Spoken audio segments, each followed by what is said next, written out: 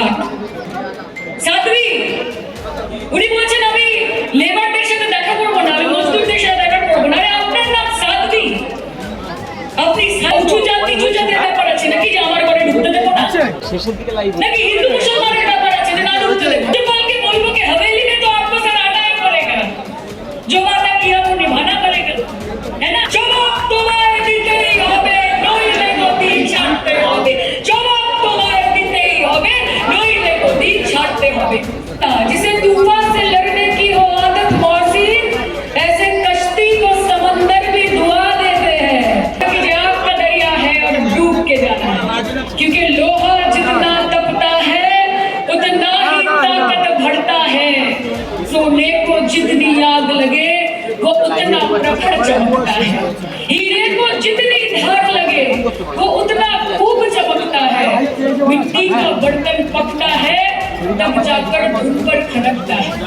अगर सूरज जैसे बनना है तो सूरज जैसे जलना होगा। नदियों सा आदर पाना है तो पर्वत छोड़ निकलना होगा। और हम दीदी और एबी के सैनिक हैं, क्यों सोचे राह सफल होगा? हर मुश्किल का हल होगा, हर संघर्ष सफल होगा, वो आज नहीं तो कल होगा। जवाब तुम्हारे दीदी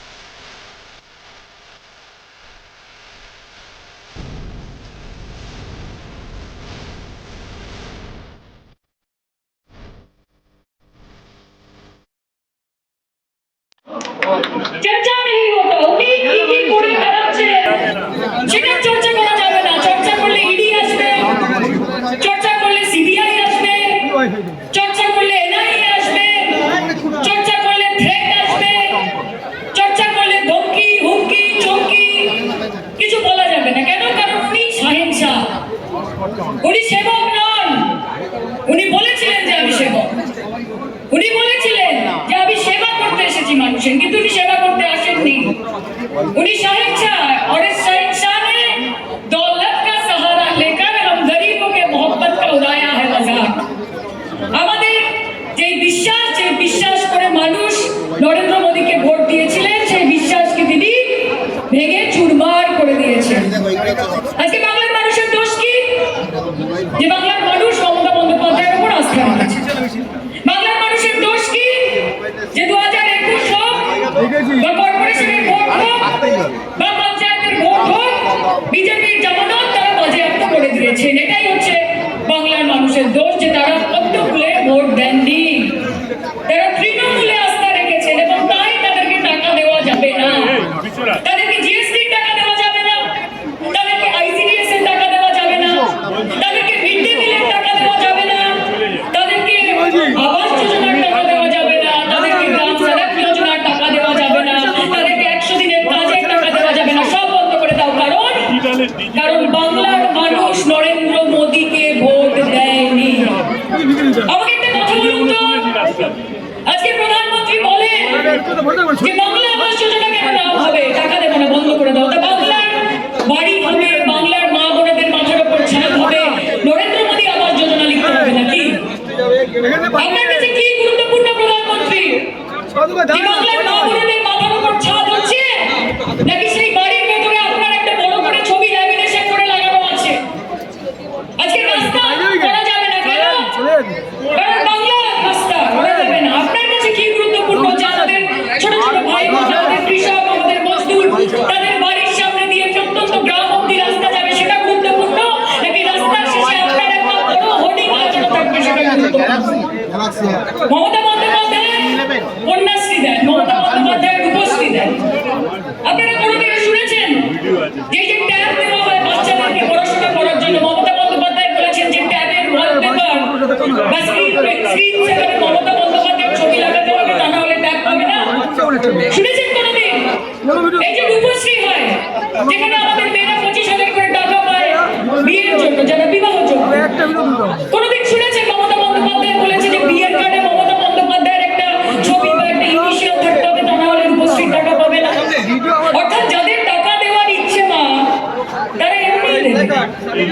যারা মানুষের জন্য কাজ করতে চায় তারা এমনি করবে, তারা মুখে বড় বড় কথা বলবে না, তারা অন্যদেরকে বিভ্রান্ত করবে না। আজকে এটা কি মজা কি হচ্ছে নাকি আর কি হচ্ছে? আজকে এখানে আমাদের সাংসদ থেকে শুরু করে আমাদের মন্ত্রী থেকে শুরু করে আমাদের বিধায়ক থেকে শুরু করে মনে রাখবেন তারা প্রত্যেকে নির্বাচিত মানুষ, তাদেরকে ভোট দিয়েছে। আপনাদের মতো লুট করে, আপনাদের মতো ইভিএম এ কারচুপি করে, আপনাদের মতো ধমকিয়ে চমকিয়ে বাড়ি বাড়ি গিয়ে খেলনার মধ্যে টাকা ঢুকিয়ে আমরা ভোট করি না। মানুষ ভালোবাসে, মানুষ উন্নয়ন দেখে। আমাদের প্রতিনিধি, আমাদের জনপ্রতিনিধির ওপর তারা আস্থা রাখে বলে তৃণমূল কংগ্রেসকে তারা ভোট দিয়েছেন। তাদের সঙ্গে এই দুর্ব্যবহার করার কি মানে? আজকে দিল্লিতে সময় দিয়ে আপনারা দেখা করেননি। সাধ্বী উনি বলছেন আমি লেবারদের সাথে দেখা করবো না, আমি মজদুরদের সাথে দেখা করবো না। আরে আপনার নাম সাধ্বী, আপনি সাধ্বী যে মানুষকে পছন্দ করে না, যে নিজের কাছে তাদেরকে আসতে দেয় না কেন? উঁচু জাত নিচু জাতের ব্যাপার আছে নাকি যে আমার ঘরে ঢুকতে দেবো না? নাকি হিন্দু মুসলমানের ব্যাপার আছে যে না ঢুকতে দেবো? সমস্যা হচ্ছে বিজেপিতে যারা যায় তারা শান্তি কান্তি থাকে না, তারা সবাই বিজেপি হয়ে যায়। এটাই হচ্ছে প্রবলেম। যারা বিজেপিতে যায় তারা বাকি সব ভুলে যায়, তারা তখন বিজেপি হয়ে যায়। আজকে যেই হেনস্থা আমাদের মাননীয় সাংসদ এবং সর্বভারতীয় সাধারণ সম্পাদক অভিষেক বন্দ্যোপাধ্যায়ের সঙ্গে কথা হচ্ছে, আমরা সেটা সবাই নিজের চোখে দেখেছি। আপনাদের লজ্জা লাগা দরকার যে তৃণমূল কংগ্রেসকে আপনারা এতটাই ভয় পেয়ে গেছিলেন। যারা যারা দিল্লির বুকে গেছে আপনারা প্রত্যেকে দেখেছেন যে পুলিশে ছয়লা, যে কোনায় দেখাচ্ছেন দেখছেন 100টা 200টা 300টা করে পুলিশ মোতায়েন করা রয়েছে। অমিত শাহের বাড়ির সামনে ব্যারিকেড, নরেন্দ্র মোদীর বাড়ির সামনে ব্যারিকেড। ये डर हमको अच्छा আমরা তো পশ্চিমবঙ্গ, আমরা তো নাকি কিছুই না, আমরা তো নাকি কিছুই পারি না, আমরা তো নাকি চুলোপুটি। তাহলে এত ভয় কিসে? এত ভয় কিসে? আর রাজ্যপালকে বলবো कि हवेली में तो आपको सर आना ही पड़ेगा, जो वादा किया वो निभाना पड़ेगा, है ना? আসতে তো হবেই, আজকালকেও তো আসতে হবে। কতদিন পালিয়ে পালিয়ে বেড়াবে? অভিষেক বন্দ্যোপাধ্যায় ডিটারমিনেশন সম্বন্ধে যদি আপনার জ্ঞান থাকে তাহলে ভালোই ভালো ফিরে আসুন, এসে দেখা করুন, এসে কথা বলুন। মানুষকে নিয়ে যদি সত্যি চিন্তিত থাকেন, তাদের সমস্যার সম্বন্ধে অবগত হন। শুধু প্রভাব বলে আর কোর্ট বলে বলে সমস্যার সমাধান হয় না। আপনি যেদিন আপনার হাতে খড়ি হয়েছিল সেদিন আপনি শেষ কথা বলেছিলেন জয় বাংলা। আমি ছিলাম সেই প্রোগ্রামে, খুব ভালো লেগেছিল দেখে আমার, যে না বাইরে থেকে একজন রাজ্যপাল এসেছে, শেষ কথাটা বলছে জয় বাংলা। এই জয় বাংলা যে এই খেলা আমরা বুঝবো সেটা আমরা বুঝতে পারিনি, কারণ উনি হয়তো মুখে বলছিলেন জয় বাংলা, ভেতরে ভেতরে বলছিলেন জয় নরেন্দ্র মোদী, জয় অমিত শাহ। সেটা আমরা বুঝতে পারিনি, সেটা আমরা এখন বুঝতে পারছি। আপনাদেরকে আমরা একটু কথা দিতে পারি যে আমাদের আন্দোলন কিন্তু থামবে না, আমাদের আন্দোলন চলবে এবং আগামী দিনে আরো অনেক বৃহত্তর আকার ধারণ করবে। এবং প্রধানমন্ত্রীকে জবাব দিতে হবে যে আপনি কার প্রধানমন্ত্রী? আপনি শুধু বড় লোকের প্রধানমন্ত্রী? আপনি শুধু আদানি আম্বানির প্রধানমন্ত্রী? আপনি শুধু ব্যবসায়ীদের প্রধানমন্ত্রী? আপনি শুধু বিদেশিদের প্রধানমন্ত্রী? নাকি আপনি গরিবের প্রধানমন্ত্রী? নাকি আপনি মধ্যবিত্তের প্রধানমন্ত্রী? নাকি আপনি খেটে খাওয়া মানুষের প্রধানমন্ত্রী? আপনাকে জবাব দিতে হবে, জবাব তোমায় দিতে হবে, নইলে গদি ছাড়তে হবে। বলুন, জবাব তোমায় দিতেই হবে, নইলে গদি ছাড়তে হবে। জবাব তোমায় দিতেই হবে, নইলে গদি ছাড়তে হবে। সেই দিন খুব তাড়াতাড়ি আসছে বন্ধু। অহংকার পতনের মূল। আমার বাবা একটা কথা আমাকে বলতেন যে পিপীলিকার পাখা ওড়ে পরিমার তলে।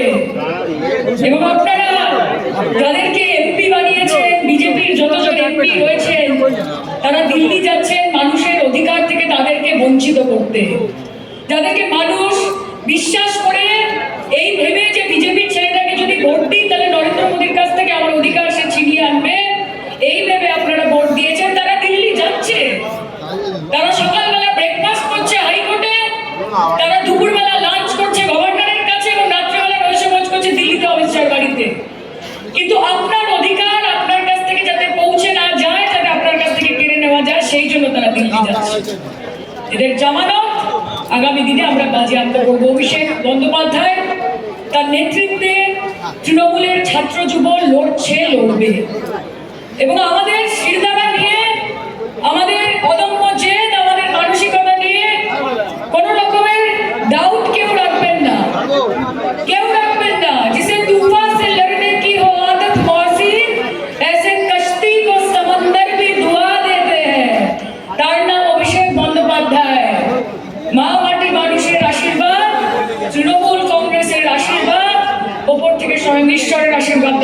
দরকার আছে। তাকে সরানো, তাকে টলানো এত সোজা নয়। যা ইচ্ছা করে নিন, যা ইচ্ছে করে নিন। আমরা আপনাদের সকলকে একটাই কথা বলতে চাই যে এটা কিন্তু শুধুমাত্র সেই গরিব মানুষের অধিকারের জন্য লড়াই না, এটা আমাদের প্রত্যেকের অধিকারের জন্য লড়াই। আজকে হয়তো তারা, কালকে আমরা হব। কাজে কখনো ভাববেন না যে এটা তো ওদের লড়াই, না, এটা আমাদের লড়াই। মণিপুর আমাদের লড়াই, কর্ণাটকের লড়াই আমাদের লড়াই, ত্রিপুরার লড়াই আমাদের লড়াই। আমরা মা মাটি মানুষের দল, আমরা মা মাটি মানুষের সরকার। এই দেশে যত কটা মানুষ আছে যারা বঞ্চিত, যারা দ্রবিত, তাদের হয়ে আমাদেরকে লড়াই করতে হবে, তাদের হয়ে আমাদেরকে আন্দোলনের পথে নামতে হবে। তার জন্য তৈরি হন। আগামী দিন আরো লড়াই কঠিন হতে চলেছে, কিন্তু আমি বলে থাকি যে আপকা দরিয়া হ্যায় আর ডুব কে জানা। এবং নরেন্দ্র মোদী যদি ভেবে থাকেন যদি সবসময় সবাইকে বোকা বানিয়ে এবং নানান রকম কারচুপি করে আর নানান রকম জুমলা দিয়ে মানুষের মাথা ঘুরিয়ে খাবেন, তাহলে আমি বলে দিই যে you can fool some people sometime, but you can't fool all the people all the time. আপনি সবাইকে সব সময় বোকা বানাতে পারবেন না। আর মানুষ আপনার এই জুমলা ধরে ফেলেছে এবং এর জবাব 2024-এ অবশ্যই আপনারা পাবেন। এবং অভিষেক বন্দ্যোপাধ্যায় যিনি আমাদের চলার পথে, মমতা বন্দ্যোপাধ্যায় যিনি আমাদের আবেগ এবং আমাদের এনার্জির উৎস, তাদেরকে দেখে আমরা দল করি যাদের জন্ম আন্দোলনের লগ্নে। যে আমরা কোনোদিন পিছিয়ে যাব না, क्योंकि लोहा जितना तपता है उतना ही ताकत बढ़ता है। सोने को जितनी आग लगे वो उतना प्रखर चमकता है। हीरे को जितनी धार लगे वो उतना खूब चमकता है। मिट्टी का बर्तन पकता है तब जाकर धूप पर खनकता है। अगर सूरज जैसे बनना है तो सूरज जैसे जलना होगा। नदियों सा आदर पाना है तो पर्वत छोड़ निकलना होगा। और हम दीदी और एबी के सैनिक हैं, क्यों सोचे राह सफल होगा। हर मुश्किल का हल होगा, हर संघर्ष सफल होगा। वो आज